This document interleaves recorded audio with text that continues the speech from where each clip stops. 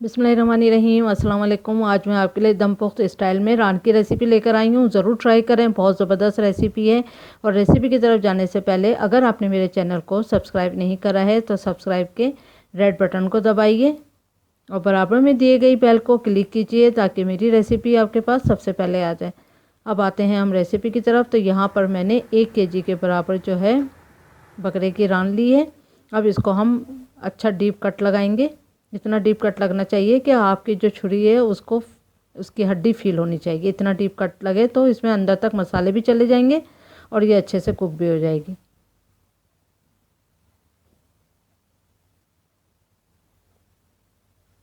अब इस जगह से हमने इसकी थोड़ी सी हड्डी को काट देना है ताकि ये यहाँ से फोल्ड हो जाए हल्के से। ये देखें, ताकि ये अच्छे से पतीली में भी कुक हो सकती है और ओवन में भी इस तरह से। तो अब दूसरी तरफ भी कट लगा लेते हैं।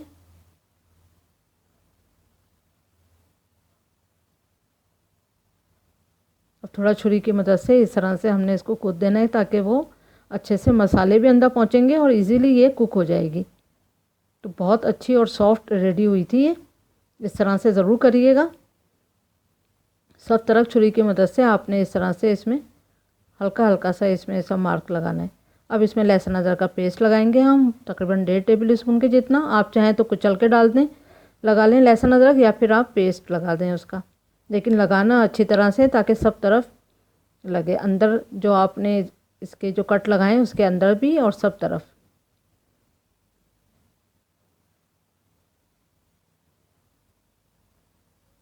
बारह से 15 kg वाली अगर आपका ये होगा बकरा तो 45 या 1 से 1.5 घंटे में ये अच्छे से गल जाएगा। अब हमने 2 टेबल स्पून के बराबर इसमें रॉ पपाया लगाया है, कच्चा पपीता। आप चाहें तो पीला वाला पपीता भी लगा सकते हैं, लेकिन लगाना उसी तरह है, हर तरफ इक्वल। जहाँ पर कट्स लगे हैं वहाँ पर भी और हर तरफ पपीता भी अच्छे से लगा लें। फिर नमक डालेंगे हम इसमें 1 टीस्पून और लेमन जूस डालेंगे हम 4 से 5 टेबल स्पून।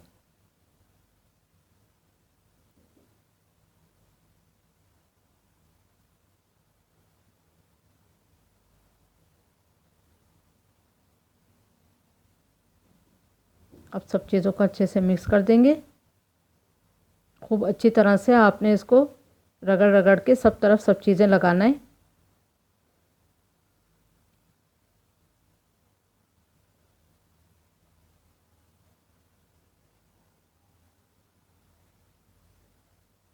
बस अब 1 घंटे के लिए इसको फ्रिज में रख देंगे। 1 घंटा ज़रूर रखना है आपको इसको फ्रिज में। अब हम विनीगर लेंगे तकरीबन 3 टेबल स्पून वाइट विनीगर। इसको भी जब आप मटन की रान जो है जब रेडी करें, जब भी आपने इसको भी रेडी करके और एक तरफ रख देना है। तो धनिया पाउडर जाएगा 1 टीस्पून फुल भर के, भुना हुआ पिसा हुआ ज़ीरा 1 टीस्पून फुल भर के, लाल मिर्चों का पाउडर 1 टीस्पून फुल भर के, हल्दी पाउडर जाएगा ½ टीस्पून, नमक जाएगा ½ टीस्पून और गरम मसाला होममेड गरम मसाला है, ऊपर लिंक दे दूँगी, 1 टीस्पून जाएगा। ये सब मसाले इसमें डाल देंगे और तकरीबन आधा कप के बराबर जो है वो इसमें पानी डालेंगे और इसको मिक्स कर देंगे। अब मिक्स करके इसको भी ढक के रख देंगे। इसको भी 1 घंटे का रेस्ट दे देंगे।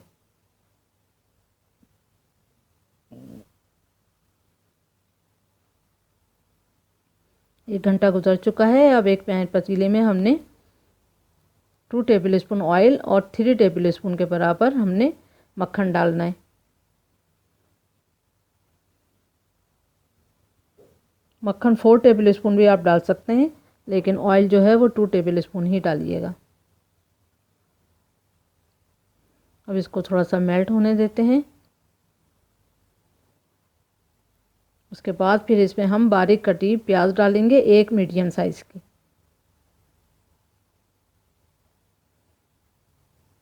और जो लोग ओवन में बनाना चाहते हैं वो प्याज को इसी तरह से थोड़ा सा सॉफ्ट कर लें और फिर उसके बाद उन सारे मसालों के साथ और प्याज के साथ उसमें रान में लगा के और ओवन में रख सकते हैं।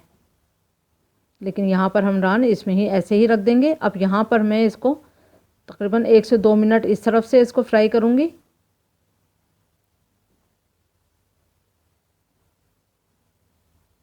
आँच को मीडियम ही रखा हुआ है अभी।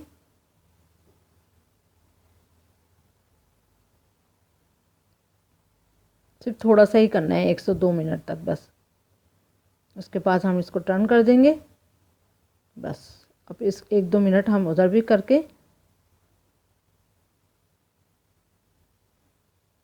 हल्का हल्का सा आप देख सकते हैं ऊपर से थोड़ा सा कलर ज़रूर चेंज हुआ है।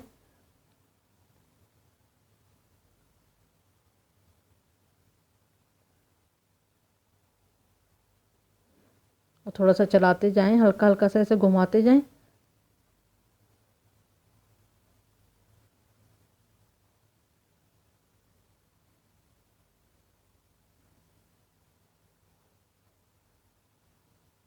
अब इसमें हम मसाला डाल देंगे।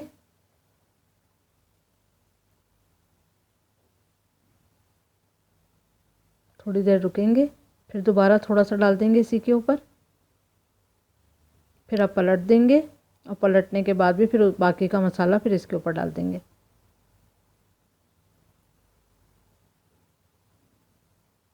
बाकी बचा मसाला भी इसमें डाल देंगे। और जब आप ओवन में इसको बनाएंगे तो इस मसाले में पानी नहीं ऐड करिएगा। विनीगर के साथ और बटर के साथ आपने इसमें इसको लगा के अच्छी तरह से ओवन में रख देना है, जितनी देर भी आपका प्री हीट रहता है ओवन, और जितने घंटे भी। अब यहाँ पर जो है वो आधा घंटा गुजर चुका है। आधे घंटे के बाद देखें मैंने इसको खोला है। आँच को बिल्कुल मैंने लो कर दिया था, लो आंच पे इसको मैंने कुक किया है। इसको टर्न कर देंगे आधे घंटे के बाद। आंच को हमने बिल्कुल दम का रखना है, दम वाली आंच पर हमने इसको कुक करना है। अब यहाँ पर हम इसकी लिए आलू की प्रिपरेशन करते हैं। तो यहाँ मैंने 2 मीडियम साइज़ के बड़े साइज़ के आलू लिए थे। उसको 4 हिस्सों में, एक आलू को 4 हिस्सों में काट लिया है। और फिर नमक और गाजर, एक गाजर डालकर, नमक डालकर उसको बॉईल करने के लिए रख दिया है। अब ये देखें आधा घंटा और मज़ीद गुजर चुका है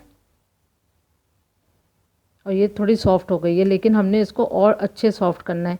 तो ये जितनी सॉफ्ट होती है उतनी ही मज़े की लगती है। अब आधे घंटे के बाद फिर हमने इसको टर्न कर देना है मज़ीद आधे घंटे के लिए, क्योंकि ये दम पे ही कुक हो रही है तो इसलिए ये स्लो स्लो इसका प्रोसेस होता है थोड़ा। अब ये देखें यहाँ पर आलू और गाजर जो है वो बॉईल हो चुके हैं, अच्छे से गल चुके हैं। बहुत ज़्यादा सॉफ्ट भी नहीं करना है लेकिन बहुत हार्ड भी नहीं रखना। अब उसका पानी हम ड्रेन कर देंगे। अब यहाँ पर हमने एक पैन में 1 से 2 टेबल स्पून के करीब ऑयल डालना है और लहसुन डालेंगे इसमें कुचला हुआ 1 टेबल स्पून। आप चाहें तो इसको आलू और गाजर को स्किप भी कर सकते हैं, लेकिन बहुत अच्छा लगता है अगर आप रान के साथ इसको डेकोरेट करें तो। अब इसमें 2 हरी मिर्चें डाल देंगे बड़ी बड़ी सी काट के। थोड़ा सा इसको भी हम फ्राई करेंगे लहसुन अदरक लहसुन के साथ।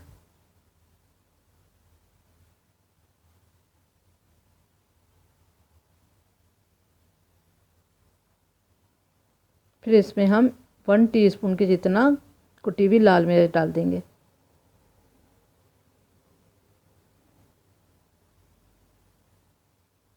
इसको भी थोड़ा सा फ्राई करेंगे चंद सेकंड ही। फिर इसमें बॉईल हुई हुई गाजरें और आलू डाल देंगे। नमक हमने बॉईल करते में ही डाला था, ये याद रखिएगा।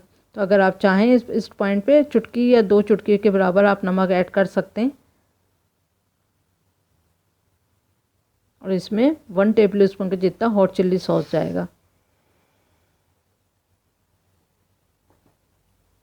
1 टेबल स्पून के जितना हरा धनिया बारीक कटा हुआ। अच्छे से मिक्स कर दें सब चीज़ों को। बस अब ये रेडी है।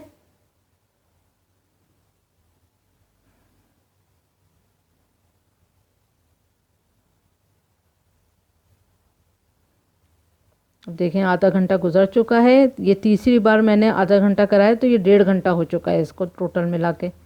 तो अब ये रेडी हो चुकी है, आप देख सकते हैं अच्छी सॉफ्ट भी हो चुकी है। अब हम इसको निकाल लेते हैं आराम से।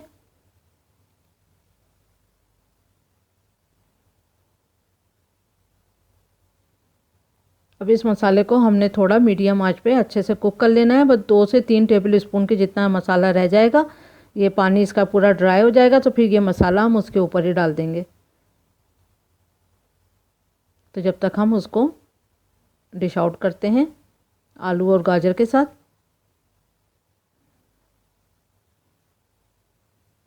तो इसके साथ खाने में भी बहुत अच्छा लगता है। आलू फ्राई आलू। अब ये मसाला बस 1 से 2 टेबल स्पून की जितना बचा था तो वो सब इसी के ऊपर डाल दें। तो बहुत ज़बरदस्त रेसिपी है, आप ज़रूर ट्राई करिएगा। तो बहुत मज़ा आएगा गरम गरम नान के साथ या पराठों के साथ, या फिर आप ऐसे ही इसको रूखा भी खा सकते हैं, बिना किसी सॉस बिना किसी चटनी के ही। ये बहुत ही लजीज है। और 1.5 घंटे में ये अच्छी सॉफ्ट हो गई थी तकरीबन। डिपेंड करता है कि आपकी बकरा कितना बड़ा है, तो आप देख लीजिएगा। अगर आपको गली भी लगे तो आप स्टॉप कर दिएगा, और अगर कच्ची लगे तो आप कुक होने दें। तो उम्मीद करती हूँ आपको रेसिपी पसंद आएगी। Thank you for watching. अल्लाह हाफिज़।